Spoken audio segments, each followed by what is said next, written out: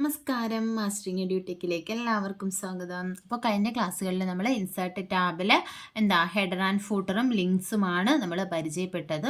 അപ്പോൾ പേജസ് ഏതൊക്കെ ടാബുകൾ ഏതൊക്കെ ഗ്രൂപ്പുകളാണ് ഇൻസേർട്ട് ടാബിലുള്ളത്? Pages, tables, illustrations, link, header and footer, text, simple. ഇനി നമുക്ക് പറയാനുള്ളത് ടെക്സ്റ്റും സിമ്പിളുമാണ്. അപ്പോൾ നോക്കാം. ടെക്സ്റ്റ് എന്ന് പറയുന്ന ഗ്രൂപ്പിനകത്ത് എന്തൊക്കെയാണുള്ളത്? ടെക്സ്റ്റ് ബോക്സ് ഉണ്ട്, ക്വിക്ക് പാർട്ട് ഉണ്ട്, വേഡ് ആർട്ട് ഉണ്ട്, ഡ്രോപ്പ് ക്യാപ്പ് ഉണ്ട്, സിഗ്നേച്ചർ ലൈൻ ഉണ്ട്, ഡേറ്റ് ആൻഡ് ടൈം, ഒബ്ജക്റ്റ്. ഇത്രയുമാണ് ടെക്സ്റ്റിനകത്ത് വരുന്നത്. ചോദിക്കും വേഡ് ആർട്ട് ഏതിലാണുള്ളത്? ടെക്സ്റ്റിലാണുള്ളത്. ഡ്രോപ്പ് ക്യാപ്പ് എവിടെയാണുള്ളത്? ടെക്സ്റ്റിലാണുള്ളത്. സിഗ്നേച്ചർ ലൈൻ ആഡ് ചെയ്യുന്നത് ഏത് ഗ്രൂപ്പിൽ നിന്നാണ്? ഏതാ? ടെക്സ്റ്റ് ഗ്രൂപ്പിൽ നിന്നാണ്. അല്ലെങ്കിൽ ഏത് ടാബിൽ നിന്നാണ്? ഇൻസേർട്ട് ടാബിൽ നിന്നാണ്. അത് അറിഞ്ഞിരിക്കണം. അപ്പോൾ ഇൻസേർട്ട് ടാബിലെ ടെക്സ്റ്റ് ഗ്രൂപ്പിൽ വരുന്ന ഓപ്ഷൻസ് ആണ് text box, quick part, word art, drop cap, signature line, date and time, object. ഇത്രയുമാണ് വരുന്നത്. ഇനി നമുക്കിതിനകത്ത് ഓരോ ഓപ്ഷൻസും എന്തൊക്കെയാണെന്ന് നോക്കാം. Text box. എന്താണ് ടെക്സ്റ്റ് ബോക്സ്? ഈ ടെക്സ്റ്റ് ബോക്സ് എന്ന് പറഞ്ഞാൽ it is a movable and resizable object for a word. അതായത് വേഡിനകത്തുള്ള നമുക്ക് മൂവബിളും അല്ലെങ്കിൽ കണ്ടെയ്നർ എന്ന് പറയാം. Movable and resizable container for text. ടെക്സ്റ്റിൻ്റെ മൂവബിളും റീസൈസബിളുമായിട്ടുള്ള ഒരു കണ്ടെയ്നർ ആണെന്ന് നമുക്ക് എന്തിനെ പറയാം? ടെക്സ്റ്റ് ബോക്സിനെ പറയാം. എന്താന്ന് വെച്ചാൽ ഇപ്പം നമുക്ക് ഒരു ടെക്സ്റ്റ് ബോക്സ് ഇൻസേർട്ട് ചെയ്തിട്ട് അതിനകത്ത് ടൈപ്പ് ചെയ്യുന്ന ടെക്സ്റ്റിനെ എവിടെ വേണമെങ്കിലും നമുക്ക് കൊണ്ടുവെക്കാം. ഇപ്പം നോക്കി, ഞാനിപ്പോൾ ഇവിടെ ഒരു പാരഗ്രാഫ് ഞാൻ ടൈപ്പ് ചെയ്യുന്നു. നമ്മൾ ടൈപ്പ് ചെയ്തു. അപ്പോൾ ഈ ഒരു ലൈനിലല്ലേ ഇപ്പം ഞാൻ എൻ്റർ അടിച്ച് അടുത്ത ലൈനിൽ പോയി കഴിഞ്ഞാലും ലൈൻ കൂടുതലാണ്. നോക്കട്ടെ, ലൈൻ സ്പേസിങ് നമുക്ക് അഡ്ജസ്റ്റ് ചെയ്ത് കൊടുക്കാം. ലൈൻ സ്പേസിങ് കൂടുതലായി കിടക്കുമായിരിക്കും. ഓക്കെ, ലൈൻ സ്പേസ് എത്രയാണ്? 3 കിടക്കുകയാണ്. അപ്പോൾ നമ്മൾ 1 കൊടുത്ത് അഡ്ജസ്റ്റ് ചെയ്തു. ഒട്ടും കൂടുതലാണ്. ലൈൻ സ്പേസിങ് ഓപ്ഷൻ എടുത്തിട്ട് കുറച്ച് കൊടുക്കുക.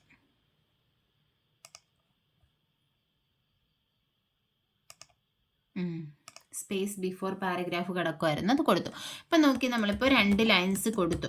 അപ്പോൾ ഈ ഒരു ലൈനിലാണ് ടെക്സ്റ്റ് ടൈപ്പ് ചെയ്യുന്നത്. കണ്ടോ? അടുത്ത ലൈൻ അടിച്ചു കഴിഞ്ഞാൽ ആ ഒരു ലൈനിലായിരിക്കും പോകുന്നത്. പക്ഷേ ഇപ്പോൾ നമ്മൾ ഇൻസേർട്ട് എടുത്തു, ഇൻസേർട്ടിൽ ടെക്സ്റ്റ് ബോക്സ് കൊടുത്തു. അപ്പോൾ കണ്ടോ, ഇങ്ങനെ പല രീതിയിൽ നമുക്ക് ടെക്സ്റ്റ് ബോക്സ് വരും. ഇഷ്ടമുള്ള ടെക്സ്റ്റ് ബോക്സ് നമുക്ക് സെലക്ട് ചെയ്യാം. അപ്പോൾ ഞാൻ സിമ്പിളായിട്ടുള്ള ഒരെണ്ണം സെലക്ട് ചെയ്തു. ഇത് കണ്ടോ? ഇതിനെ നമുക്ക് എന്ത് ചെയ്യാം? റീസൈസ് ചെയ്യാം. ഈ ടെക്സ്റ്റ് ബോക്സിനെ നമ്മുടെ ഇഷ്ടത്തിനനുസരിച്ച് നമുക്ക് റീസൈസ് ചെയ്ത് കൊടുക്കാം. അതുപോലെ തന്നെ ഇതിനകത്ത് നമുക്ക് എന്ത് ചെയ്ത് കൊടുക്കാം? ടെക്സ്റ്റ് ആഡ് ചെയ്ത് കൊടുക്കാം. അപ്പം ഞാനിങ്ങനെ റീസൈസ് ചെയ്തു. റീസൈസ് ചെയ്തിട്ട് ഞാനിവിടെ എന്ത് ചെയ്ത് കൊടുക്കുന്നു? ഇവിടെ ഞാനൊരു ടെക്സ്റ്റ് ടൈപ്പ് ചെയ്ത് കൊടുക്കുക. താഴെ പോയോ? ഇപ്പം ഞാനൊരു ഡേറ്റ് കൊടുക്കുക. 12/5/25 ഡേറ്റ് കൊടുത്തു. അപ്പോൾ ഈ ഡേറ്റ് നമുക്ക് ഇഷ്ടമുള്ളിടത്ത് കൊണ്ടുപോകാം. നമ്മൾ പറഞ്ഞ മൂവബിൾ ആണ്, അതുപോലെ തന്നെ റീസൈസബിൾ ആണ്. നമുക്ക് എന്ത് ചെയ്യാം? ചെറുതാക്കാൻ പറ്റും. അതുപോലെ തന്നെ ഇതിനെ നമുക്ക് എന്ത് ചെയ്യാൻ പറ്റും? മൂവ് ചെയ്യാൻ പറ്റും. അപ്പം എങ്ങോട്ടാണ് വേണ്ടതെന്ന് വെച്ചാൽ അങ്ങോട്ടേക്ക് നമുക്ക് എന്ത് ചെയ്യാൻ പറ്റും? മൂവ് ചെയ്ത് കൊണ്ടുപോകാൻ പറ്റും. ഇപ്പം നോക്കി, ഞാൻ ഇവിടെ വെച്ചു. ഇതിനെ ക്ലിക്ക് ചെയ്തു, മൗസ് വെച്ച് ക്ലിക്ക് ചെയ്തു. കണ്ടോ? ഇനി എനിക്കിങ്ങനെ ഡ്രാഗ് ചെയ്ത് നമുക്ക് ഇഷ്ടമുള്ള പൊസിഷനിൽ കൊണ്ടുവെക്കാം. എനിക്കിപ്പോൾ ഇവിടെ വരണം, ഞാൻ അവിടെ കൊണ്ടുവച്ചു. കണ്ടോ? അപ്പം നമുക്ക് എവിടെയാണോ വേണ്ടത്, അപ്പോൾ ഡേറ്റൊക്കെ നമുക്ക് ഇവിടെ ഇങ്ങനെ ഒരു പൊസിഷനിൽ വരണമെങ്കിൽ നമുക്ക് അവിടെ കൊണ്ടുവെക്കാം.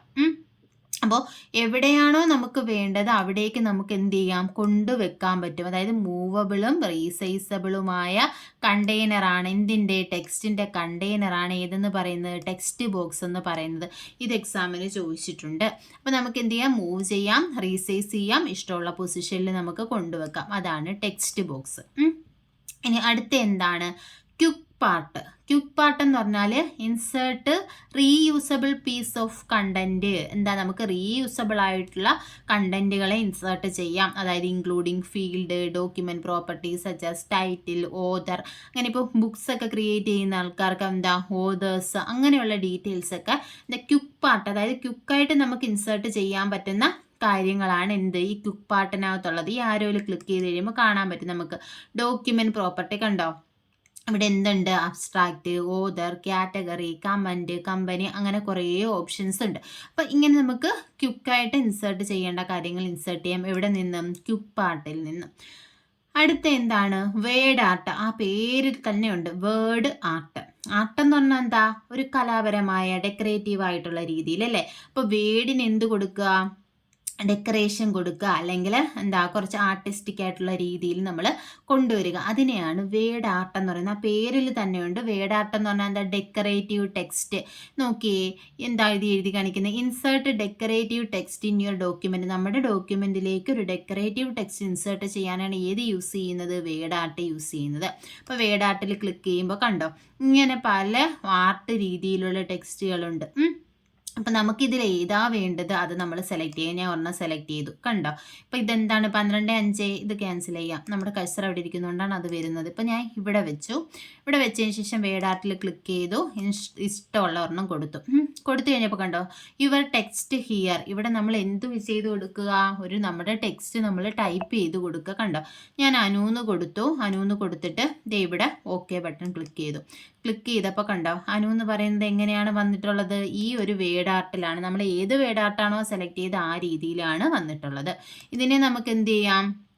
ഇതുപോലെ നമുക്ക് റീസൈസ് ചെയ്യാം. ഇതിനെ നമുക്ക് വലുതാക്കിയെടുക്കാം. നമുക്ക് ഇഷ്ടമുള്ള രീതിയിൽ നമുക്ക് ആക്കിയെടുക്കാം. അപ്പോൾ ഇങ്ങനെയുള്ള ഡെക്കറേറ്റീവ് ടെക്സ്റ്റിനെ ഇൻസേർട്ട് ചെയ്യാനാണ് ഏത് യൂസ് ചെയ്യുന്നത്? വേർഡ് ആർട്ട് എന്ന് പറയുന്ന ഓപ്ഷൻ യൂസ് ചെയ്യുന്നത്. അടുത്ത എന്താണ്? Drop cap. ഇത് ഇമ്പോർട്ടൻ്റ് ആണ്. ഡ്രോപ്പ് ക്യാപ്പ് നമ്മളിപ്പോൾ പറഞ്ഞ text box, word art, drop cap ഇത് മൂന്നും ഇമ്പോർട്ടൻ്റ് ആണ്. പലതവണ എക്സാമിന് ചോദിച്ചിട്ടുള്ളതാണ്. ഇപ്പോൾ ഈ ഡ്രോപ്പ് ക്യാപ്പ് എന്ന് പറഞ്ഞാൽ എന്താണെന്നറിയാവോ? ഡ്രോപ്പ് ക്യാപ്പ് എന്ന് പറഞ്ഞാൽ ഇപ്പോൾ നമ്മളൊരു ന്യൂസ് പേപ്പറൊക്കെ എടുക്കുകയാണെന്നുണ്ടെങ്കിൽ ഒരു ന്യൂസ്, ആ ന്യൂസിൻ്റെ ആദ്യത്തെ ലെറ്റർ എന്തായിരിക്കും? ലാർജ് സൈസ് ആയിരിക്കും ഇല്ലേ? ഇപ്പം അമേരിക്ക എന്ന് തുടങ്ങുന്ന ഒരു ന്യൂസ് ആണെന്നുണ്ടെങ്കിൽ, അമേരിക്കയിൽ എന്ന് തുടങ്ങുകയാണെങ്കിൽ ആ ഒരു വലിയ സൈസിലായിരിക്കും. പിന്നെ മേരിക്ക എന്ന് വരുന്നതൊക്കെ അതുമായിട്ട് ചേർന്ന് ആയിരിക്കും വരുന്നത് ഇല്ലേ? അതേപോലെ നമുക്ക് കൊടുക്കാൻ വേണ്ടിയിട്ടാണ് ഏത് യൂസ് ചെയ്യുന്നത്? ഡ്രോപ്പ് ക്യാപ്പ് യൂസ് ചെയ്യുന്നത്. അപ്പോൾ ഈ ഡ്രോപ്പ് ക്യാപ്പിൻ്റെ പ്രത്യേകത എന്ന് പറഞ്ഞാൽ create A larger letter at the beginning of the paragraph. ഒരു പാരഗ്രാഫിൻ്റെ ബിഗിനിങ്ങിൽ ലാർജ് ലെറ്റർ ക്രിയേറ്റ് ചെയ്യാൻ വേണ്ടിയിട്ടാണ് ഏത് യൂസ് ചെയ്യുന്നത്? ഡ്രോപ്പ് ക്യാപ്പ് യൂസ് ചെയ്യുന്നത്. ഇപ്പം നോക്കി, ഞാൻ ഈ ഒരു പാരഗ്രാഫ് നമ്മളിപ്പോൾ 2 ലൈൻ ടെക്സ്റ്റ് ടൈപ്പ് ചെയ്തിട്ടുണ്ട്. ഇപ്പോൾ 2-3 ലൈനും കൂടി വേണമെങ്കിൽ നമുക്ക് ടൈപ്പ് ചെയ്യാം. ഇപ്പം ഞാൻ ഒരു 3-4 ലൈൻ ടൈപ്പ് ചെയ്തു. ഇനി നോക്കിയേ, ഈ ഒരു പാരഗ്രാഫ് നമുക്ക് ഡ്രോപ്പ് ക്യാപ്പ് കൊടുക്കണം. അപ്പോൾ എന്ത് ചെയ്തു? ഞാൻ ഈ ഒരു പാരഗ്രാഫ് സെലക്ട് ചെയ്തു. ദേ ഇവിടെ ഡ്രോപ്പ് ക്യാപ്പ് ഈ ആരോയിൽ ക്ലിക്ക് ചെയ്ത് നോക്കിയേ, എത്ര ഓപ്ഷൻ ഉണ്ട്? നൺ. അതായത് ഡ്രോപ്പ് ക്യാപ്പ് എന്താ 3 ഓപ്ഷനാണുള്ളത്. നൺ ഉണ്ട്, ഡ്രോപ്ഡ് ഉണ്ട്, ഇൻ മാർജിൻ ഉണ്ട്. ഇതിൻ്റെ ഡിഫറൻസ് ആണ് നമ്മൾ പറയാൻ പോകുന്നത്. ഇപ്പം ഞാൻ ഡ്രോപ്ഡ് കൊടുത്തപ്പോൾ കണ്ടോ നണ്ണായിരുന്നപ്പോൾ എന്താ നോർമൽ പാരഗ്രാഫ്. ഡ്രോപ്ഡ് കൊടുത്തു കഴിഞ്ഞപ്പോൾ കണ്ടോ അതിൻ്റെ ഫസ്റ്റ് എഫ് എന്ന് പറയുന്ന ആ ഒരു ലെറ്റർ എന്തായി മാറി? ലാർജ് സൈസിലായി മാറി ഇല്ലേ? ആ ഒരു എഫിൽ നിന്നുമാണ് എന്ത് അടുത്ത ലൈൻസ് സ്റ്റാർട്ട് ചെയ്യുന്നത്. ഇവിടെ എത്ര ലൈൻസ് ഉണ്ട്? 3 ലൈൻസ് ഉണ്ട്. കണ്ടോ 3 ലൈൻസ് ഇവിടുന്ന് സ്റ്റാർട്ട് ചെയ്തിട്ടുണ്ട്. അപ്പോൾ ഇതാണ് ഡ്രോപ്ഡ്. ഇത് ഡ്രോപ്ഡ് എന്ന് പറഞ്ഞാൽ നമ്മുടെ ഫസ്റ്റ് ലൈൻ എന്ത് ചെയ്യും? ലാർജ് സൈസിലാകും. അത് കഴിഞ്ഞിട്ട് എത്ര ലൈൻസ്? ഇവിടെ 3 ലൈൻ വന്നു. 4ാമത്തെ ലൈൻ ഇവിടുന്നാണ് തുടങ്ങുന്നത്. കണ്ടോ ഇവിടുന്നാണ് 4ാമത്തെ ലൈൻ 4, 5, 6 തുടങ്ങുന്നത്. ഈ ഒരു ഫോർമാറ്റിൽ വരുന്നതാണ് ഡ്രോപ്ഡ്. ഇനി ഇൻ മാർജിൻ എന്ന് പറഞ്ഞാൽ എന്തായിരിക്കും? ഈ മാർജിനിലായിരിക്കും എന്ത് കാണുന്നത്?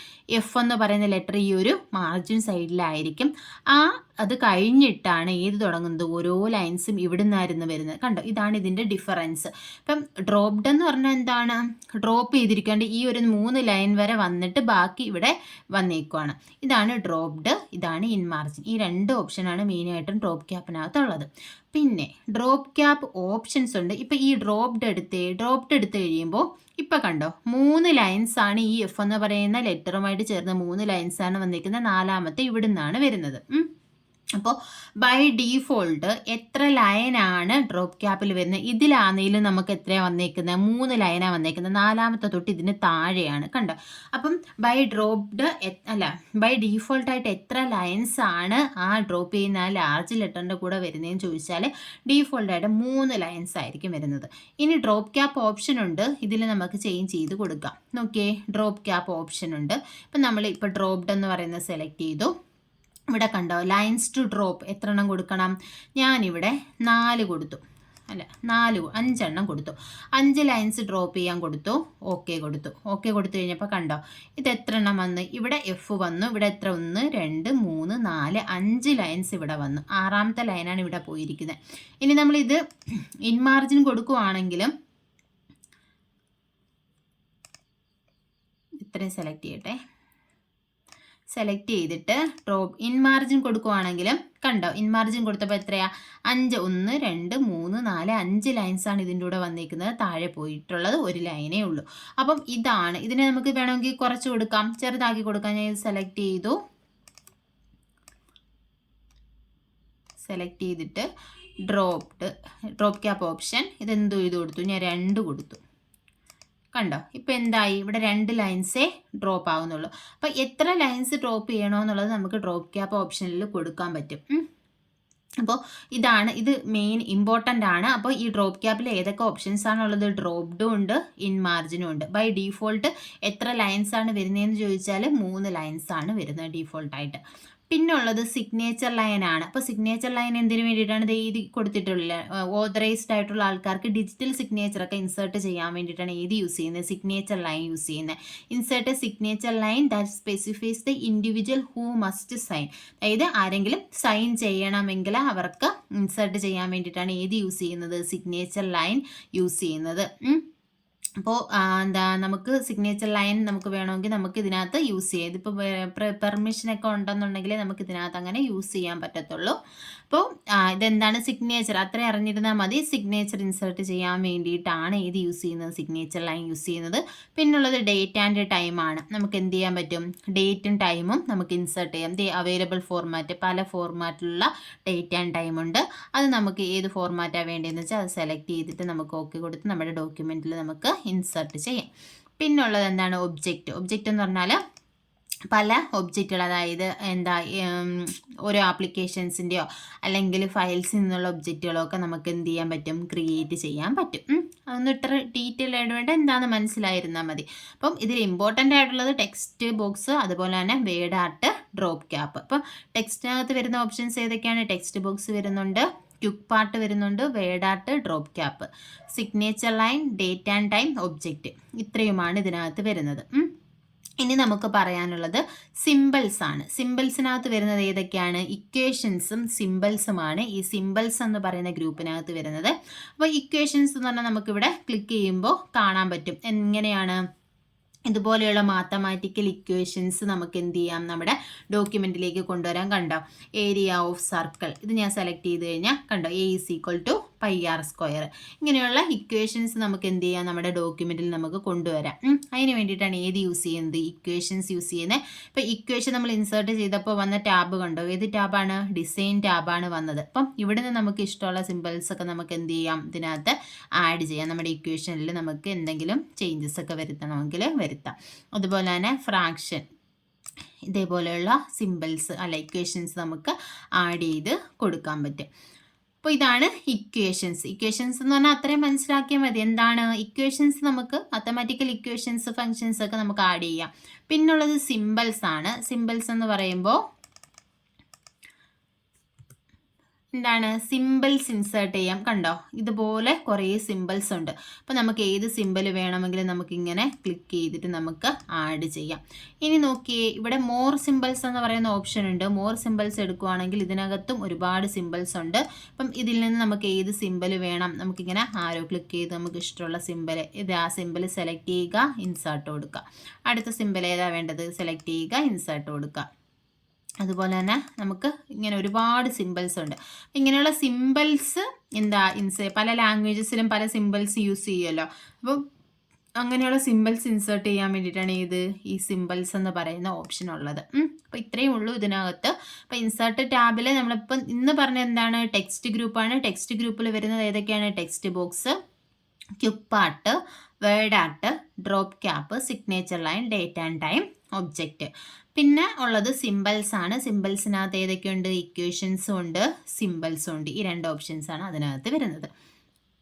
അങ്ങനെ നമ്മുടെ ഇൻസേർട്ട് ടാബ് കഴിഞ്ഞിരിക്കുകയാണ്. അപ്പോൾ ഇൻസേർട്ട് ടാബിൽ ഏതൊക്കെയാണ് വന്നത്? Pages, tables, illustrations, links, header and footer, text, symbols. മറന്നു പോകരുത്, ഇത് പഠിച്ചു വെക്കണം. പേജസ് ഉണ്ട്, അത് കഴിഞ്ഞ് വരുന്ന ടേബിൾസ് ആണ്, ഇല്ലുസ്ട്രേഷൻസ് ആണ്. നമ്മൾ പഠിച്ച ഒരു ഓർഡറിൽ ഓർത്തിരുന്നാൽ മതി. പിന്നെ വരുന്നത് ലിങ്ക്സ് ഉണ്ട്, ഹെഡർ ആൻഡ് ഫൂട്ടർ ഉണ്ട്, ടെക്സ്റ്റ് ഉണ്ട്, സിമ്പിൾസ് ഉണ്ട്. പേജസിൽ വരുന്നത് cover page, blank page, page break. Table create ചെയ്യാം, റോസ് ആൻഡ് കോളംസ് ആഡ് ചെയ്യാം, അതുപോലെ തന്നെ മെർജ് ചെയ്യാം, സ്പ്ലിറ്റ് ചെയ്യാം, എല്ലാം ചെയ്യാം. അടുത്ത ഇല്ലുസ്ട്രേഷൻസിനകത്ത് വരുന്ന എന്തൊക്കെയായിരുന്നു? പിക്ചറുണ്ട്, clip art, shapes, smart art, chart. ലിങ്ക്സിനകത്ത് വരുന്നത് hyper link, book mark, cross reference. അടുത്ത ഹെഡർ ആൻഡ് ഫൂട്ടർ ആണ്. ഹെഡർ ആൻഡ് ഫൂട്ടറിൽ ഹെഡർ ആഡ് ചെയ്യാം, ഫൂട്ടർ ആഡ് ചെയ്യാം, പേജ് നമ്പർ ആഡ് ചെയ്യാം. പിന്നെ വരുന്ന ടെക്സ്റ്റ് ആണ്. ടെക്സ്റ്റിനകത്ത് ടെക്സ്റ്റ് ബോക്സ് ഉണ്ട്, ക്വിക്ക് പാർട്ട് ഉണ്ട്, വേഡ് ആർട്ട് ഉണ്ട്, അതുപോലെ തന്നെ ഡ്രോപ്പ് ക്യാപ്പ് ഉണ്ട്, പിന്നെ സിഗ്നേച്ചർ ലൈൻ ഉണ്ട്, ഒബ്ജക്റ്റ് ഉണ്ട്, ഡേറ്റ് ആൻഡ് ടൈം ഉണ്ട്. പിന്നെ വരുന്നത് ലാസ്റ്റിൽ സിമ്പിൾസ് ആണ്. സിമ്പിൾസിൽ ഇക്വേഷൻസും സിമ്പിൾസും ആണ് വരുന്നത്. അപ്പോൾ ഇത് മറന്നു പോകാതിരിക്കുക. അതുപോലെ തന്നെ PDF നോട്ട്സിനെ ടെലഗ്രാമിൽ ആഡ് ആക്കിയേക്കാം. അതുപോലെ തന്നെ ഓരോ ഓപ്ഷന് നമ്മളിപ്പോൾ എന്തൊക്കെയാണുള്ളത്, ഇപ്പോൾ പേജ് നമ്പർ എടുക്കുകയാണെങ്കിൽ പേജ് നമ്പറിനകത്ത് ഏതൊക്കെ വരുന്നു, top of page, bottom page, margin, current position, ഇതും കൂടി മനസ്സിലാക്കി വെക്കുക. ചിലപ്പോൾ നിങ്ങളുടെ PDFൽ ഇപ്പോൾ എല്ലാം ഉൾപ്പെടുത്തിയിട്ടില്ല. ഇപ്പോൾ നമ്മൾ ഓപ്ഷൻസ് പറഞ്ഞത് എന്താണെന്ന് ഡിസ്കസ് ചെയ്തേ പോയിട്ടുള്ളെങ്കിൽ നിങ്ങൾ ക്ലാസ് കാണുന്ന സമയത്ത് ജസ്റ്റ് ഇതും കൂടി ഒന്ന് നോട്ട് ചെയ്ത് വെക്കുക. അപ്പോൾ ഇന്നറായിട്ട് ചിലപ്പോൾ ഡീറ്റെയിൽഡ് ആയിട്ട് ചോദിക്കുവാണെങ്കിൽ നമുക്ക് എഴുതണമല്ലോ, അതിന് വേണ്ടിയിട്ട്. ക്ലാസ്സിൽ ഇഷ്ടപ്പെടുകയാണെന്നുണ്ടെങ്കിൽ നിങ്ങൾ ലൈക്ക് ചെയ്യുക, ഷെയർ ചെയ്യുക, അതുപോലെ തന്നെ കമൻറ്റ് ചെയ്യുക. താങ്ക്